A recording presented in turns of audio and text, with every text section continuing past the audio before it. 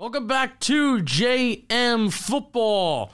Recently, we put out part 1 of this series that we are calling the All JM Football Team. We did offense. Now we are moving on to the defensive side of the ball. We're going to do this every 4 weeks. Kind of sucks that there isn't 16 games anymore because we could be like, we're a quarter of the way through the season. We're not. Odd numbers are tough. Dalton Feely, I am Justin Penik. We are going to start with the interior defensive line. I think right now, Dalton, interior defensive line is one of the more unique positions in football. It's a position where every guy, whether you're average or you're elite, you're getting paid good amount of money right now. Interior defensive linemen are hot in the streets. They're hot in the streets. Dalton, who is our selection number 1 for this all JM NFL team? By the way, we are running out of a nickel defense. Nickel defense. We're going to go more of a 4-2-5 where we're going 2 edge, 2 interior defensive linemen, 2 linebackers, 3 CBs, and 2 safeties. That's the most common defense in the NFL, hence why we're doing this personnel grouping. Starting with the interior defensive lineman, as you alluded to, our first selection is Aaron Donald of the Rams, the freak himself. Huge shock. I know. The man who contemplated retiring is still that dude. Pressures, he's first in the NFL out of interior defensive linemen with 100 snaps. Win percentage, which means beating these offensive linemen rep per rep at 25.4%. PFF, they grade him at a pass rush rate. First out of interior defensive linemen at 92.3. Pass rush productivity, he's 4th. Tied for 7th in sacks with 2.5. When you watch Aaron Donald, the double team rate is ridiculous. Yeah. It's almost like, you know how you see on efficiency graphs, Mahomes is in the top right? It's like the same thing with Aaron Donald. Those double team rates and those win rates, it's like Donald is just in his own league and in his own category of being doubled and winning. Dude, he just does it every year. He's so good. And this is not your mother's Rams defense. We've seen Rams defenses of the past few years be very dominant. Now no more Jalen Ramsey, no more Von Miller, no more Leonard Floyd. This is a completely different front. And Byron Young on the edge. Byron Young, how about it? Light guy from Tennessee. Really hitting the quarterback at a good rate. Aaron Donald. He's still very productive. Doesn't matter who's blocking him. He's still getting pressure, still creating havoc for that Rams defense, which has been kind of a surprise. I believe they have 8 different starters. I could be wrong. Comments, Rams fans, if we're watching, let me know how many different defensive starters they have this year. But it's a much different defense than we've seen. Aaron Donald does it in a variety of ways, whether it be that bull rush, whether it be a swim move, whether it just be a freaky athletic move. He is still that guy. Yeah. Selection number 2. We're going to stay in the NFC West. Now, granted, this is one of the harder selections I've had because interior defensive linemen, there's so many of them. There's so many, and there's so many different roles, whether it be a 1 tech, a 3 tech, a 0 tech, if we're playing heads up on a center. There's a variety of guys. It's a different types of flavors of ice creams, if you will, if you've heard that analogy. I went with somebody who's a really good pass rusher who actually just joined this team. I went with Niners interior defensive lineman, Javon Hargrave, former Steeler and most recently Philadelphia Eagle. This year, he's tied for 3rd in sacks out of the interior defensive lineman group with 3, tied for 4th in pressures, tied for 4th in hurries, win percentage, he's 5th, pass rush productivity, he's 7th. The Niners, the defense gets richer. We talked about the Rams just now about how that defense is different. The Niners just somehow continue to get better and better. Like they used to have DeForest Buckner, and you know Eric Armstead was there too. Now it's Armstead and Javon Hargrave. I think DJ Jones used to be there. He's now with the Broncos. Like they lose quality caliber players on that defensive line, and they just replace them with even better. Javon Kinlaw, former 1st-round pick, really hasn't been the guy they thought he would. You bring in Hargrave, and he's been fantastic. Eagles last year was his breakout year. Yep. Panic, we were looking at his snap and positions rate. Yeah. What has been the biggest difference in your opinion about Javon Hargrave? Yeah, and I think you even have to look back at his time with the Pittsburgh Steelers. This has been a guy that's been around for a long time. He was drafted in 2016. And something that's really interesting to track, like the best interior defensive linemen in the NFL, their overall career trajectories. You'll have some guys like, Jalen Carter, who they hit from day one. Quinnen Williams is an honorable mention on this list. Yep. Those are guys that have kind of gotten it since day one. But kind of an all-pro from last year, Dexter Lawrence. Took him a couple years to kind of get it. Dexter Lawrence was a guy who started off as kind of like a defensive tackle And then when Andre Patterson, well-respected defensive line coach from the Minnesota Vikings, Andre Patterson comes on board, helps Dexter Lawrence unlocking using his hands, and they moved him to nose tackle. So that's a situation where a change of position helped Dexter Lawrence. Javon Hargrave, back to him, looking back at his Pittsburgh Steelers days, opposite of Dexter Lawrence, he was at the nose tackle from basically 2016 to 2019. And it really wasn't until his time with the Eagles the last 3 years where he put up 7.5 sacks, 11 sacks in 2021 and 2022. He didn't have those years where he was hitting the quarterback like that. First time in his career in 2021 and 2022 where he actually broke 10 QB hits, and he broke it by a good margin of 18 QB hits and 16 QB hits. Oh, yeah, in 2023, 4 games so far, he has 3 sacks and 6 QB hits. So I love watching, and I'm so fascinated by the interior defensive lineman position in today's game because Hargrave was a guy that went from nose tackle. Now he's playing your little bit more conventional defensive tackle. Change of scenario, change of scenery, change of teams. It's helped unlock his pass rush ability, and he's gotten better over time. You even see a guy like Ed Oliver. He's an honorable mention. A guy that's taken some time to develop, but man, he's hit, and it's working for these teams that are patient with these guys, whether it's coaching, whether it's a change of position. I love how these interior defensive linemen are forming in the NFL. And it's funny that you're talking about different positions. Like you usually see it in college where guys might be playing out of position in college and they enter the NFL and they change positions from, a 0 tech to a 1 tech or a 3 tech, right? And when they make that move from college to NFL, they thrive when they jump leagues. For Hargrave, and that's like for Ed Oliver. Oliver, it took him a little bit because he switched positions from Houston to Buffalo. Now with Hargrave, he went from being nose up on a tackle, on a center, to being using a 4-3 where he's taking that guard, and he's thrived once he switched from the Steelers to Philadelphia, now to San Fran too. Yeah, for sure. Dalton, tell me about who's next. We're going to move to the edge rusher position. We're going with maybe the most versatile player, offense or defensive player on the list we've set up. Dallas edge Micah Parsons, Justin's favorite player in the NFL. Yeah, love facing him twice a year. Parsons is first in pass rush productivity. He's tied for first in pressures, third in PFF pass rush grade, tied for third in run defense. Now that's an impressive thing too. Win percentage at fourth with 25% and tied for sixth with 4 sacks. Micah Parsons is what I like to call jackknife. We haven't seen it as much this year as he had in the past, especially where he was literally all over the place. But he's a guy who you can line up in the edge if you want to put him outside in the slot if you need to, linebacker if you want to put him rushing on the inside too on a little stunner blitz. How about it? He gets there too. Micah Parsons does so many things that not a lot of guys in the NFL can do, whether it be in the passing game or the run game. What I think Dallas has done this year, you mentioned how they haven't moved him around so much in terms of being an edge rusher versus off-ball linebacker this year. What I think Dallas has done, and what I think they will continue to do based on the matchup that is given on a week-by-week basis, they will move Micah Parsons all around the front. And all around the front four. I'm getting hyped up for week 1, Giants-Cowboys. I'm getting hyped up, Andrew Thomas versus Micah Parsons. Let's go. Let's do it. This is alpha versus alpha. I want to see who's better. And Dallas was like, nope, screw you. We're going to put Micah Parsons on your right guard, Mark Lewinsky, who is the Giants' worst lineman. And I'm like, damn, you know what?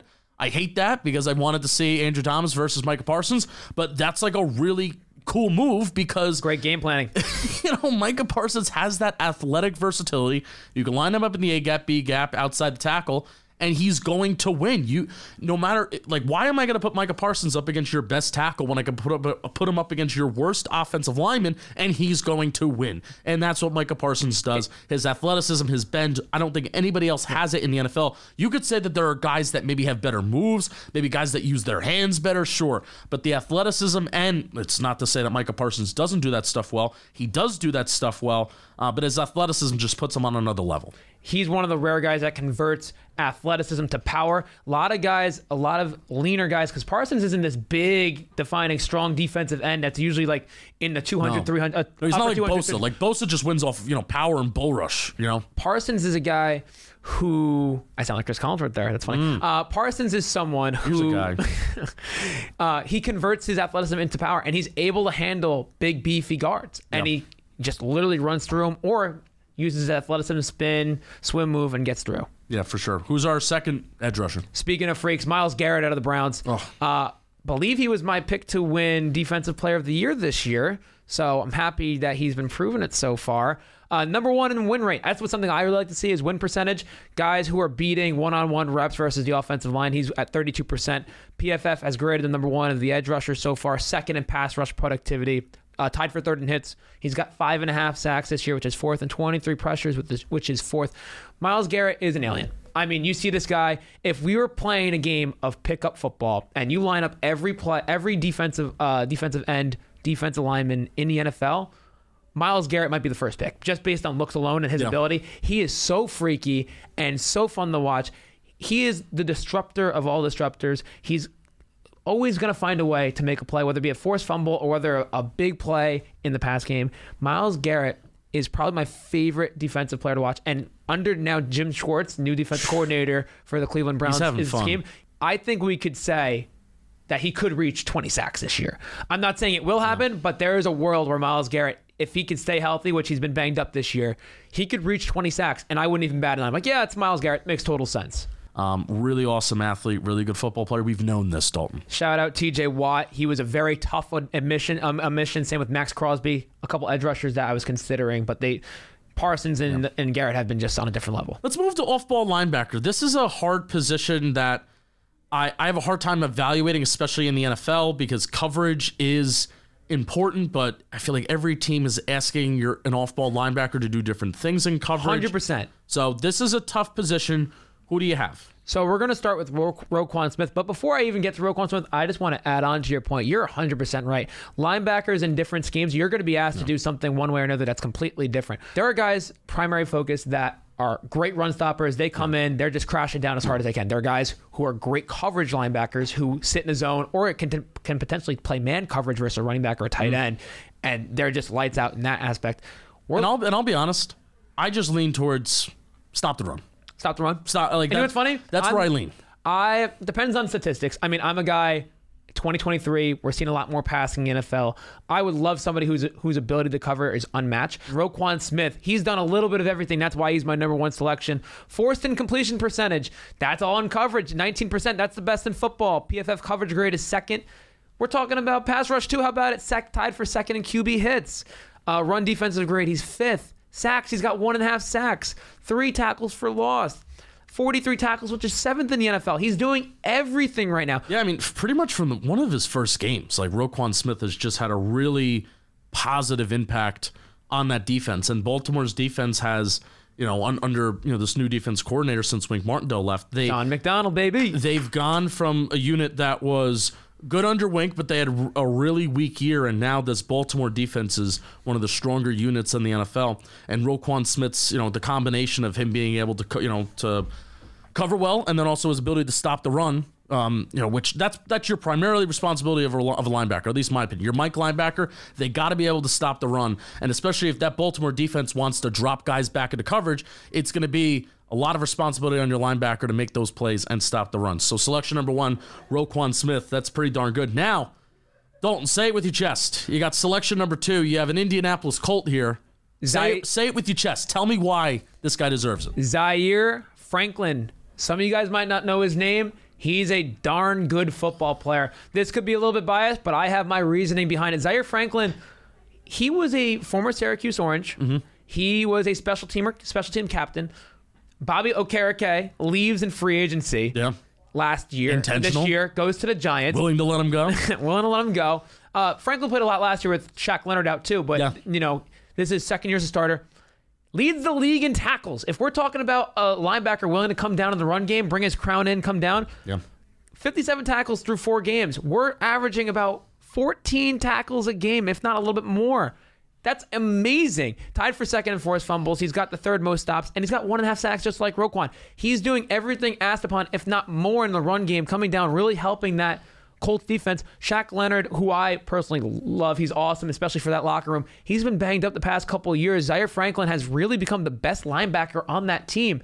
And he doesn't get that recognition because we think of Shaq Leonard on that defense, and the Colts defense hasn't been the greatest world-beating defense in the past couple of years. Gus Bradley's trying to turn that around, but he's done a great job. One thing I will say, coverage, linebacking, the Colts don't really ask guys to be great in coverage. It's keep it in front of you. Don't let anyone get behind you. Yeah. So like his coverage receptions percent allowed is going to be high. Okereke, as I told you when he signed, it's going to be, the stats kind of lie in terms of coverage grade. And that's why it's tough. Again, it's tough to look at linebacker. I feel like linebacker is going to be one of those positions that, similar to offensive tackle, we said this in our offensive episode, you feel like you got to watch him. You got to watch him, and it's like, hey, are you good? Are you not good? And we have a lot of 49er fans that follow the channel. They're gonna be a little upset that Fred Warner's not included in here. Honorable mention. Fred Warner's been good. Just looking at some of the numbers, Zaire has been better. Yeah.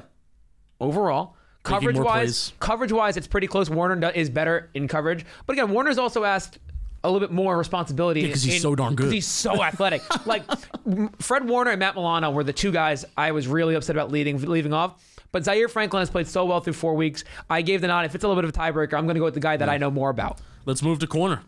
Going to corner, baby. Here we go. Kendall Fuller, Commanders.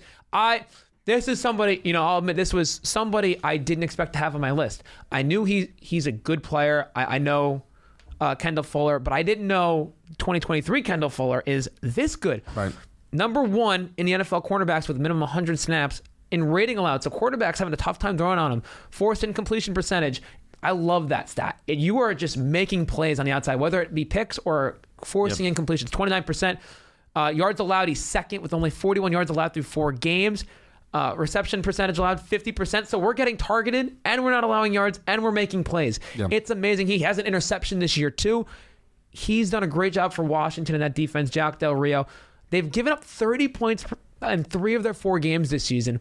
But Kendall Fuller is not the reason why. He's been very athletic in terms of making these plays against the top guys against Washington. Yeah, I mean, Kendall Fuller's having an insane year. You mentioned that he's getting targeted a little bit and he's making plays, forcing incompletions. Man, that means a lot to me because I would almost rather have a corner that gets targeted a little bit more and can make a play on the football because teams are going to want to throw to their wide receiver once. Teams are going to want to throw. Like I almost remember when I was Byron Jones, who went from the Cowboys and went to the Dolphins, and it's like, oh, this guy just doesn't get targeted. It's like, no, well, odds are my CB2 and my CB3 may be a little bit weaker. They're going to be a little bit, they're not going to be as dominant as my CB1. I kind of want my CB1 getting targeted a little bit more because I feel confident that they can make a play on the football. So Kendall Fuller, awesome choice here for your first selection. Tell me about your second selection. Marshawn Lattimore of the Saints. He is such, in terms of tape watch at the cornerback position, he's one of my favorites because he brings that tenacity, that energy that's like, if you're going to throw it at me, you better be ready, whether it be the quarterback or wide receiver, because he's going to make a play. He's aggressive, which does lead to some of the PIs or the holds. But I love the way he plays his game. He's right behind Kendall Fuller in forced incompletion percentage. He's tied for second in PBUs, which I know you love. Yep. His rating is 60 in NFL. He's got a pick. Completion percentage allowed is in the top 12 of CBs, 100 CBs with at least 100 snaps, or 100 plus CBs with 100 snaps. He is an awesome watch, especially his tape versus Mike Evans.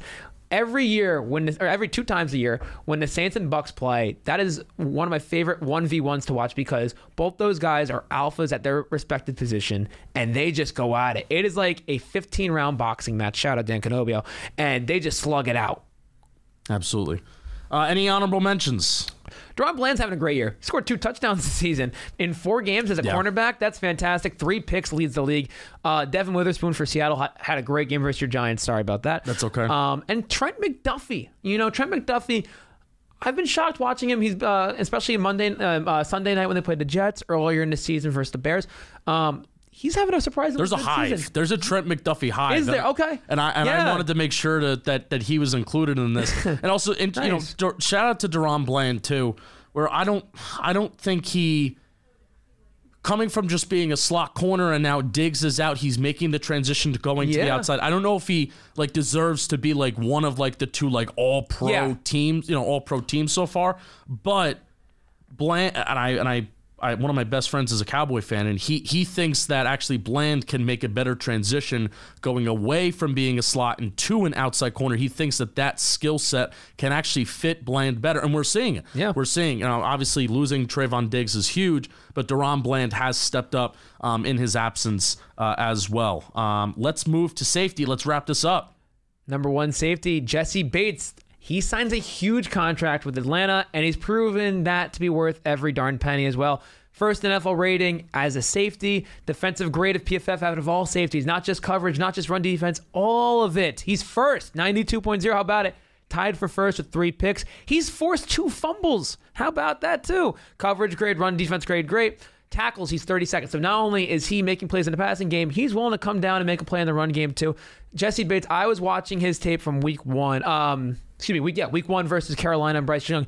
He was doing such a great job, especially with his mind, baiting Bryce Young in his first NFL start on a couple of throws and had 2 picks in week 1. He does a great job, especially in coverage. I remember him coming out of Wake Forest. He's a great playmaker with his hands. He makes quarterbacks make stupid decisions and baits them into bad throws. And it's very impressive to watch. Yeah, he has 3 interceptions so far this year. And he's had 3 other years with 3 interceptions. 2022 with Cincinnati, he's had 4. I feel like there are some safeties where sometimes they get on heaters. They get on heaters early in the year, just finding the ball, sniffing the ball.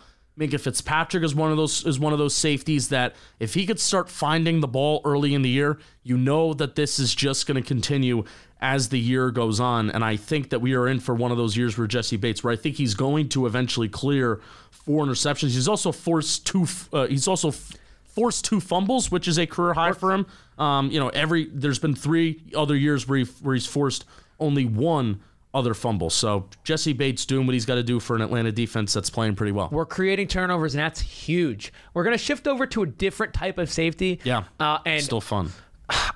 This was one of the hardest decisions I made. Edge was tough, and second safety was super tough. I went with Baltimore safety, Notre Dame product. Kyle Hamilton, very different type of safety compared to Jesse Bates. Kyle Hamilton has 3 sacks, which is most out of safeties. He did that all week 3 versus the Indianapolis Colts, and that was so frustrating. He was coming down as an edge rusher, blitzing, unprotected, coming there and making big plays. Pressures, including that game, he still leads with 6. Pass rush grade, forced fumbles, he's got 1. Tackles for loss, he's got a couple. Rating allowed in coverage, he's still 7th out of all safeties with 100 snaps, so he's doing it in coverage too. He's got a pick. His average depth of target is really low. He's keeping everything in front of him. He has been versatile. I'm shocked how good he's been in coverage, in coverage. Because I think of him more of as a run stopper. I know how athletic he is, but he's been doing great in both the passing game and running game. And I'm curious to see if they use him more as a pass rusher because he's shown some flashes the last couple weeks, creating pressures. We know that the Ravens with Wink were very much a heavy blitzing team. McDonald, not as much, but they still do it. I'm curious if they continue to use him in that way. I think the systems that put more guys back in coverage but have safeties that are versatile and can do multiple different things, I think it's those schemes that allow the safeties to shine more versus the heavy blitz schemes like Wink Martindale, where everything is very manufactured and teams are looking to get rid of the ball. The fact that Kyle Hamilton can line up maybe a third of his snaps deep, a third of his snaps in the box, they line him up all over, including on the D-line. I think there was one game against the Colts where he had most of his pass rush productivity where it was 13 snaps where he was lining up as on the D-line. And that's where he made his damage that game. So I think Kyle Hamilton in these kind of schemes where it's dropping guys back into coverage, those are the schemes that allow these safeties to do what they can do. And Kyle Hamilton's going to be, when his contract's up, he's going to be getting money for that reason because of how versatile he is and he can line up anywhere and be productive. That is going to conclude our first of 4 probably installments of this JM All Football NFL team. Any final thoughts?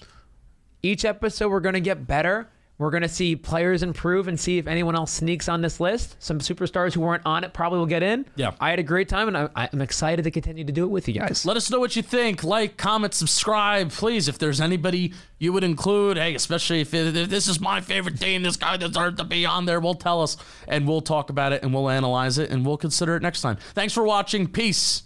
See you soon.